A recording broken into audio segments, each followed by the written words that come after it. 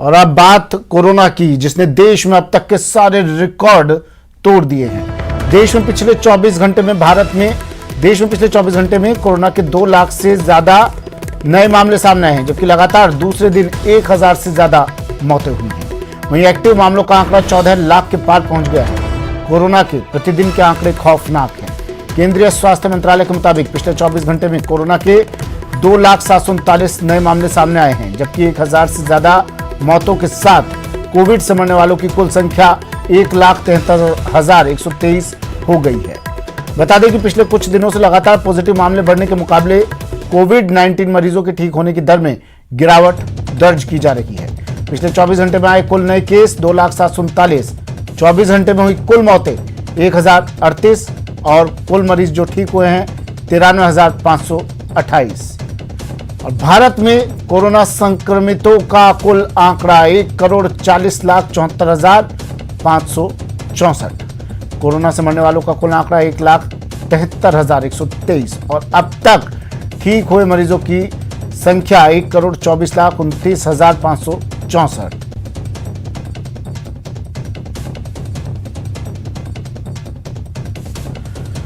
मरुधरा के आंकड़े दिखा देते हैं। कोरोना का एक बार फिर विस्फोट। मरुधरा में 24 घंटे में 6,200 नए केस सामने आए हैं। पिछले 24 घंटों में 29 लोगों की मौत। जयपुर में सबसे ज्यादा 1,325 नए केस सामने आए हैं। मरुधरा में एक्टिव केस करीब 45,000।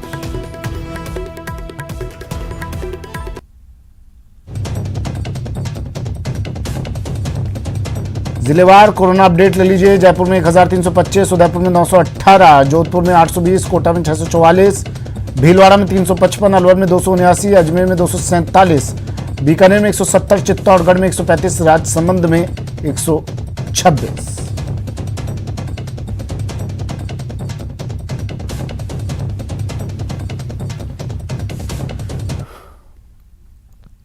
प्रदेश में बढ़ते कोरोना केस को देखते हुए गहलोत सरकार ने कोरोना पर नई गाइडलाइन का ऐलान किया है, जो 16 अप्रैल से लागू होगी। नई गाइडलाइन 30 अप्रैल तक के लिए है। सीएम ने राजनीतिक दलों, सामाजिक संस्थाओं और धर्मगुरुओं के साथ बैठक की, जिसके बाद यह फैसला लिया गया। प्रदेश के सभी शहरों में 16 अप्रैल से शाम 6 बजे से सुबह 5 बजे तक नाइट कर्फ्यू लगाने का फैसला किया है। नई पाबंदियों के बाद शहरी क्षेत्रों में शाम 5 बजे बाजार बंद होंगे। सरकारी दफ्तर शाम 4 बजे तक ही खुलेंगे। प्रदेश में सभी कोचिंग, स्कूल, कॉलेज भी बंद रहेंगे। कोरोना को देखते हुए राज्य में 10वीं और 12वीं की बोर्ड परीक्षाएं भी स्थगित कर दी गई हैं, जिसके मुताबिक प्रदेश में शाम 6 बजे से सुबह 5 बजे तक कर्फ्यू रहेगा। नाइट कर्फ्यू सभी शहरों में शाम 5 बजे तक प्रदेश में सभी बाजार बंद होंगे और 4 बजे सरकारी दफ्तर बंद हो जाएंगे।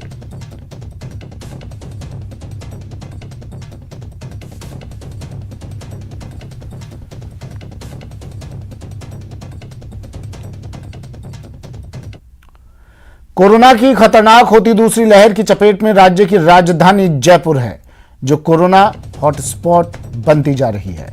जयपुर में 24 घंटे में रिकॉर्ड 1,325 नए केस सामने आए हैं। जयपुर के एकमात्र कोविड डेडिकेटेड अस्पताल RUHS में आधे से ज्यादा बेड भर चुके हैं, तो प्राइवेट अस्पतालों का भी हाल बेहाल है। ऐसे में जयपुर प्रशासन शहर में सख्ती पर विचार कर रहा है। इस मामले में जिला कलेक्टर अंतर सिंह नेहरा से खास बात की हमारे संवाददाता बाबूलाल धायल ने। सर, क्या स्थिति है इस वक्त? रोजाना केस बढ़ते जा रहे हैं, सावधानी क्या बरती जा रही है और आपकी तैयारी क्या है? देखें कि आप सभी को विदित है कि कल करीबन 1000 के करीब पॉजिटिव केस आए थे, इसलिए स्थितियाँ नॉर्मल नहीं है ये मैं कह सकता हूँ और गंभीर स्थिति की ओर अपने बढ़ रहे हैं।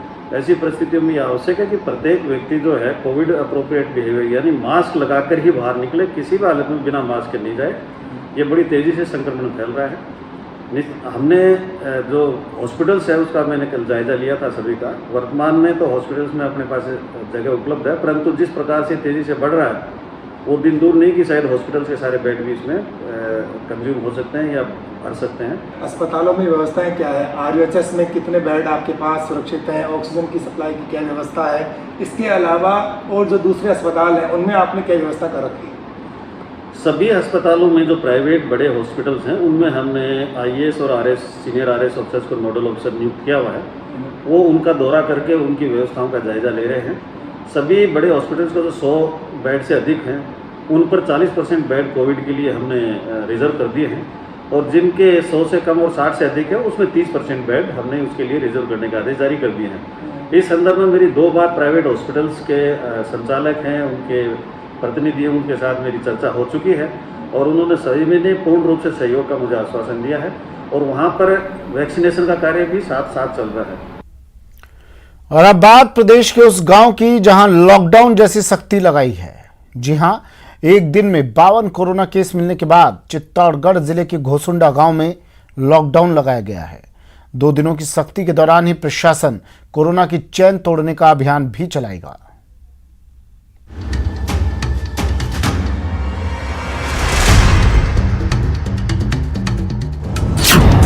गांव में ब्रेक द चेन अभियान। घोसुंडा गांव में लॉकडाउन जैसे हालात। 2 दिन की सख्ती, टूटेगी कोरोना की चेन। गांव में लॉकडाउन। चित्तौड़गढ़ जिले के घोसुंडा में कोरोना संक्रमण के बढ़ते हुए प्रभाव को देखते हुए एक साथ 52 रोगियों के संक्रमित होने की जानकारी सामने आने पर प्रशासन ने थोड़ी सख्ती करते हुए इस संक्रमण की चेन को तोड़ने के लिए यह प्रयास किया है कि 2 दिन तक लोगों की आवाजाही है वो पूरी तरीके से बंद रखी जाए और इस तरीके से लॉकडाउन लगाया जाए कि लोगों को परेशानी नहीं हो, किसी प्रकार की समस्याओं का सामना नहीं करना पड़े। लेकिन कहीं ना कहीं एक बार फिर राजस्थान में घोसुंडा से लॉकडाउन की शुरुआत हो चुकी है। जी हां, एकदम हालात वैसे ही हैं जैसे लॉकडाउन में होता है। जरूरी सेवाओं को छोड़ सब कुछ बंद है। घर से निकलने की मनाही है चित्तौड़गढ़ के घोसुंडा गांव में, और वजह है एक दिन में एक ही गांव से 52 कोरोना संक्रमितों का मिलना। हाल ये है कि अब घोसुंडा गांव में पिछले 7 दिनों में एक्टिव केसों की संख्या 62 हो गई है। की चेन को तोड़ने के लिए आज शाम 6 बजे से शनिवार सुबह 6 बजे तक के लिए जो गैर जरूरी सेवाएं हैं उनको पाबंदी लगाई है और गांव के समस्त लोगों को इसके लिए आह्वान पंचायत के मार्फत करवाया जा रहा है कि 2 दिन के लिए अपने घरों में रहेंगे और केवल आवश्यक गतिविधियां जो राज्य सरकार द्वारा जारी गाइडलाइन के अनुसार अनुमत है, जैसे मेडिकल चिकित्सा सुविधा के लिए या किसी अन्य प्रकार की कोई यात्रा के लिए बाहर जा रहा है, उनको छोड़ के बाकी सारी गतिविधियों को ग्राम पंचायत की और स्थानीय लोगों की सहमति के अनुसार 2 दिन के लिए बंद किया। दरअसल इन 2 दिनों में प्रशासन की योजना है सभी गांव वासियों का फिर से सैंपलिंग कराने की, साथ ही 45+ लोगों के टीकाकरण की, ताकि कोरोना की बढ़ती चेन को गांव में जल्द से जल्द रोका जा सके। इस 2 दिन के अंदर ही एक तरह से सब कॉन्टैक्ट ट्रेसिंग वापस की जाएगी, सब लोगों का सर्वे करके और उनका सबकी सैंपलिंग वापस ली जाएगी। साथ ही साथ में 45 साल से ऊपर के जितने भी लोग हैं जो वैक्सीनेशन से छूटे हैं उनको भी स्पेशल बुला के बूथ लेवल पे एक बुला के वहाँ वैक्सीनेट करवाया जाएगा। हो गया है कि राजस्थान में कहीं ना कहीं कोरोना के बढ़ते हुए संक्रमण को देखते हुए लॉकडाउन की दस्तक शुरू हो चुकी है। हालांकि इसे कंटेनमेंट जोन का नाम दिया जा रहा है, माइक्रो कंटेनमेंट जोन कहा जा रहा है, मिनी कंटेनमेंट जोन कहा जा रहा है, लेकिन कहीं ना कहीं लोगों के बाहर निकलने पर पूरी तरीके से आगामी 2 दिनों के लिए रोक लगाई गई है। वो लॉकडाउन है और लोगों को इस बात को समझने की भी प्रशासन अपेक्षा करता है कि वो इस बात को समझें और कोरोना संक्रमण की जो घातकता है उससे बचने के लिए सरकार के प्रयासों में सामूहिक रूप से सहयोग करें। अब चित्तौड़गढ़ जिले के घोसुंडा में लॉकडाउन लगने के बाद प्रशासन ने जो तैयारियां की है उनके चलते कोरोना संक्रमण की चेन को किस तरह तोड़ा जाएगा ये देखने वाली बात होगी। फिलहाल प्रशासन लॉकडाउन को सफल बनाने और संक्रमण की चेन को तोड़ने की प्रयास में जुटा हुआ है। सुभाष बैरागी, न्यूज़ 18 राजस्थान के लिए चित्तौड़गढ़ से।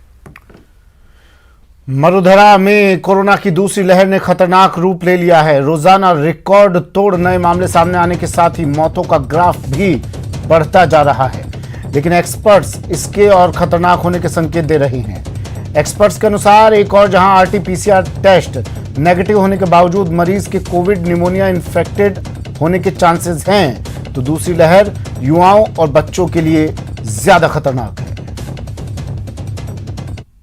20 to 30% पेशेंट्स के अंदर RT-PCR जिसकी सेंसिटिविटी सिर्फ 70% है, वो में कोविड निमोनिया पाया जा रहा है। अतः मेरा पब्लिक एट लार्ज से ये एडवाइस होगा कि अगर आपको URI, खांसी, कफ, बुखार और कोई भी कोविड के जैसे लक्षण हो, सिम्टम हो, तो आप उसको बहुत केयरफुली हैंडल करें।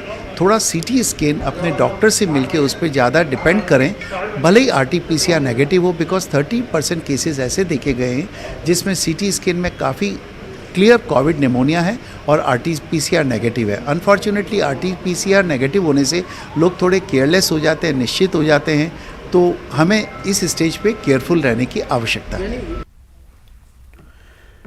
कहने को तो वो मौलवी है, लेकिन उसके महापाप के बारे में सुनेंगे तो आप हिल जाएंगे।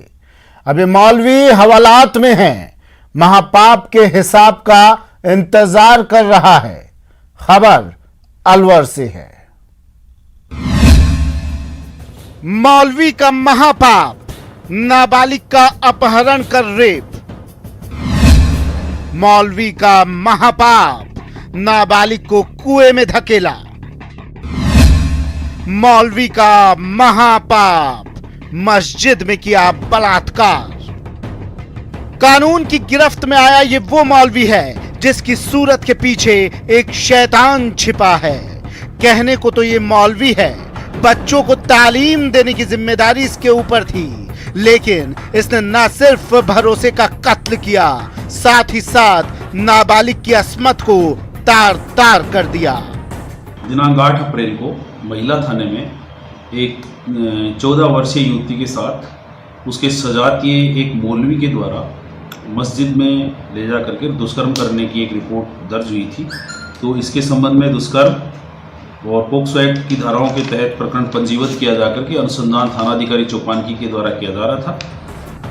अब जरा इस पूरी वारदात को सिलसिलेवार तरीके से समझिए कि कैसे इस मौलवी ने दरिंदगी की इंतहा की। सबसे पहले इस मौलवी का नाम जान लीजिए। नाम जफरुद्दीन उर्फ जफरू। ये मौलवी अलवर के चौपानकी थाना इलाके के एक मस्जिद में रहता था। यहीं पर इसने 14 साल की नाबालिग का पहले अपहरण किया, फिर उसके साथ घिनौनी हरकत की, और जब इससे भी इसका मन नहीं भरा तो इसने नाबालिग को कुएं में धकेलकर जान से मारने की कोशिश की और फरार हो गया। तो मौलवी अपनी रिश्तेदारियों में उधर छिपता फिर रहा था। अंततः लगातार दबिश दी जाकर के पुन्हाना क्षेत्र में दबिश दी गई और इसके अलावा भरतपुर के क्षेत्र में दबिश दी जाकर के और मौलवी को अंततः कल गिरफ्तार किया गया और इससे मौलवी से अनुसंधान किया जा रहा है। दरअसल मौलवी जफरुद्दीन हरियाणा के पुन्हाना इलाके का रहने वाला है। तारीख 1 अप्रैल मौलवी जफरुद्दीन ने 14 साल की नाबालिग को उसके घर से जबरन उठाकर मस्जिद ले गया, जहां उसने नाबालिग के साथ बलात्कार किया। परिजन तलाश करते हुए मस्जिद पहुंचे तो मौलवी ने पीड़िता को कुएं में धक्का देकर फरार हो गया। पीड़िता को सुरक्षित कुएं से निकाला गया। वारदात के 7 दिन बाद 8 अप्रैल को पीड़िता के परिजनों ने मौलवी के खिलाफ रिपोर्ट दर्ज करवाई। पुलिस ने मुकदमा दर्ज करने के बाद फौरन तफ्तीश शुरू करते हुए शैतान मौलवी की तलाश शुरू की, जिसके बाद जल्द ही भरतपुर के गांव गावड़ी में छिपा ये मौलवी पुलिस की गिरफ्त में आया। पुलिस फिलहाल आरोपी से पूछताछ करने में जुटी है। मुमकिन है जल्द ही इस शैतान मौलवी को उसके गुनाहों की सजा मिलेगी। न्यूज़ 18 राजस्थान के लिए अलवर से राजेंद्र प्रसाद शर्मा की रिपोर्ट।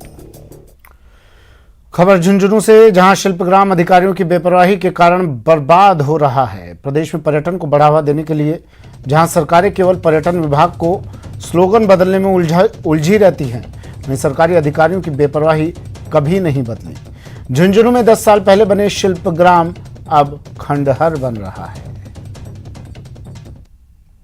आबूसर जो है ये पर्यटन विभाग की संपत्ति है। आबूसर जो कि झुंझुनू से 4 किलोमीटर दूर मंडावा रोड पे स्थित है, उसमें ये शिल्पग्राम है। वर्तमान में अभी हर वर्ष इसमें जो हस्तशिल्प एवं पर्यटन मेला हर वर्ष जो कराया जाता था, उसकी कुछ गतिविधियां इस शिल्पग्राम में की जाती थी, परंतु पिछले साल जैसे पिछले साल तो हुआ था, इस साल ये मेला हुआ नहीं तो गतिविधि हुई नहीं थी। सरकारी नुमाइंदों की लापरवाही किस तरह से होती है वो झुंझुनू का ये स्लिप ग्राम अपने आप खुद बोल रहा है। 10 साल पहले करीब 85 लाख रुपए लगाकर ये स्लिप ग्राम बनाया गया था ताकि पर्यटकों को यहाँ पर आकर्षित किया जा सके, लेकिन पर्यटकों की तो आवभगत नहीं हो पाई। लेकिन ये आज पूरी तरह खंडर हो चुका है। बाकायदा इस पे 85 लाख रुपए खर्च किए गए थे और इसमें स्विमिंग पूल बनाया गया था और बाकायदा यहाँ पर झोपड़ियां बनाई गई थी और अंडर नीचे कई प्रकार के कमरे बनाए गए थे, गेस्ट हाउस यहाँ पर बनाया गया था। लेकिन आज तक यहाँ पर एक भी पर्यटक यहाँ पर नहीं आया और सरकारी पैसे का किस तरह दुरुपयोग होता है ये यहाँ पर देखा जा सकता है। बढ़ते हैं अगली खबर की ओर। गणगौर को लेकर दौसा की महिलाओं में खासा उत्साह देखने को मिला। सुबह से ही शहर की गलियों में गणगौर के गीत सुनाई देने लगे। गणगौर पूजा के अंतिम दिन आज महिलाएं विधि विधान से पूजा संपन्न कर रही हैं। राजस्थान का प्रमुख त्योहार गणगौर आज पूरे उत्साह के साथ मनाया जा रहा है। महिलाएं झाड़ी की लेने के लिए बाग बगीचों में जा रही हैं और इसके पूजा अर्चना कर रही हैं। यहाँ पर जो महिलाएं हैं पिछले 16 दिनों से गणगौर की पूजा कर रही थी और आज यहाँ पर ये पूजा का अंतिम दिन है। ऐसे में महिलाएं पारंपरिक परिधान पहनकर बाग बगीचों में झाड़ी लेने के जा रही हैं। ये दृश्य दौसा के हैं। यहाँ पर ये महिलाएं काफी उत्साह के साथ पूजन कर रही हैं। हालांकि कोविड-19 की गाइडलाइन है, ऐसे में कम संख्या में महिलाएं एकत्रित हैं और जो घर की महिलाएं हैं वो ही सामूहिक रूप से इस तरह की पूजा करने जा रही हैं। कुछ महिलाओं से हम बात कर लेते हैं। आज कौन सा त्योहार है और क्या कर रहे हो आप? आज गणगौर है और हम सब गणगौर पूजन के लिए जा रहे हैं। बिल्कुल, कहाँ जा रहे हो, क्या परंपरा है ये आज? हम आज नेहरू गार्डन में झाड़ी भरने के लिए जा रहे हैं और आके फिर पूजन करेंगे। ये अपने सुहाग के लिए 16 श्रृंगार करके सब महिलाएं अपने घर में गणगौर पूजेंगे। कितने दिन से पूजा हो रही थी और आज को लास्ट दिन है क्या? ये 18 दिन से पूजा हो रही है और आज लास्ट दिन है। आज जरूर करते हैं आज के दिन पूजा। हाँ, आज के दिन तो सुहागिन स्त्री के लिए बहुत जरूरी है ये पूजा। सभी महिलाएं बेटियां सभी करती हैं। सुहाग की लंबी आयु की कामना के लिए ये पूजा की जा रही है और महिलाएं सामूहिक रूप से अब घरों से बाहर निकली हैं और बाग बगीचों में जा रही हैं और गणगौर का पूजन कर रही हैं। आशीष शर्मा, न्यूज़ 18 दौसा। फिलहाल इतना ही, दीजिए इजाजत, नमस्कार।